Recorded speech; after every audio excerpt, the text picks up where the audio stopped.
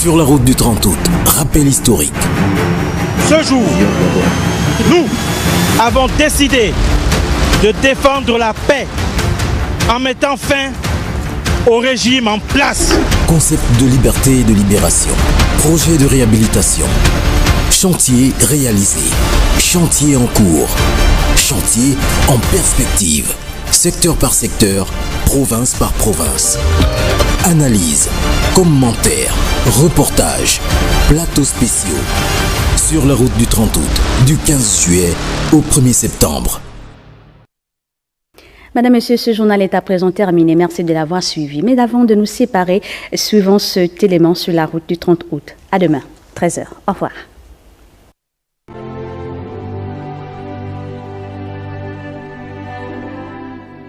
La nuit du 29 au 30 août est celle des longs couteaux.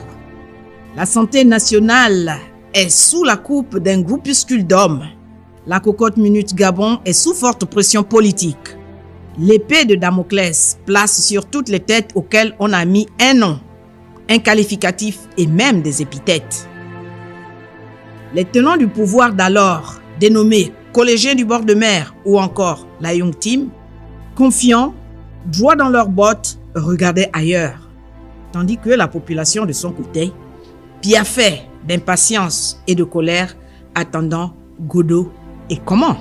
C'était une situation vraiment de peur d'abord, de peur, vraiment de la peur absolue.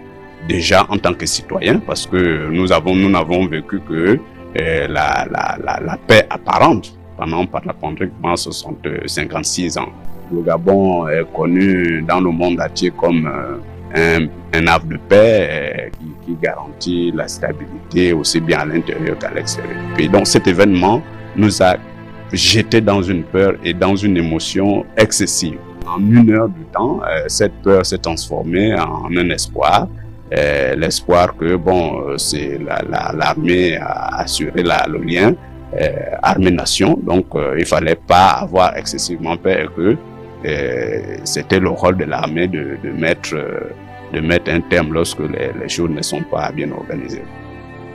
C'était des moments palpitants. Lorsque le CTRI va lire son premier communiqué, c'est la liesse, tout le monde prend la rue pour soutenir le CTRI, mais beaucoup étaient sceptiques. Comme moi, je me dis non, ces choses vont se rétablir d'elles-mêmes, il n'y a aucune raison, je ne vois pas pourquoi l'armée. Mais c'est lorsqu'ils sont sortis dans la place de la présidence de la République, j'ai commencé à croire, mais d'autres conseils m'ont dit, mais en fait, ce monsieur, il est celui que l'on porte comme étant le leader de ce groupement, n'est rien d'autre qu'un membre de la famille de l'ancien régime, du régime. Non, alors finalement, c'était un faux jeu. Mais c'est au fil du temps qu'on s'est rendu compte que la chose était devenue sérieuse. Et voilà comment nous avons vécu ces moments assez exceptionnels. Il y avait la joie, il y avait la crainte également, parce que les gens craignaient une représailles de la part des autres si les militaires ne s'étaient pas entendus. Et dès lors qu'on change de régime, on occupe le régime à travers un acte qui n'est pas, on va dire, constitutionnel, c'est un coup d'État. Mais le nôtre a la particularité d'être à la fois un coup d'État, mais en même temps un coup de libération. Je rentrais du village et le chef de canton, celui qui m'a arrêté, qui m'a fait signe pour me dire qu'il y a coup d'État à Libreville. Vraiment, j'ai dit ah bon? Et on est allé chez lui et le communiqué était en train de passer en boucle.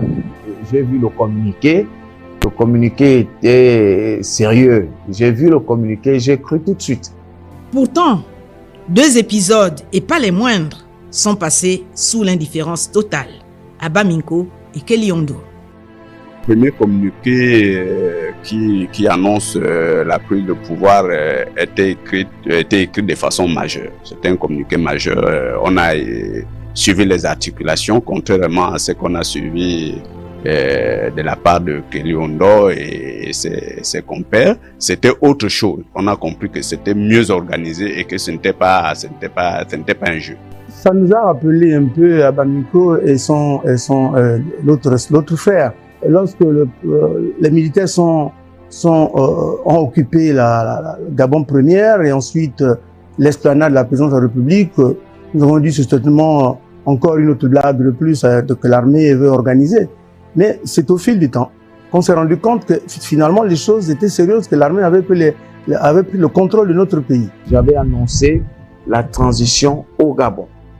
Et je voyais tout ce qui devait se passer.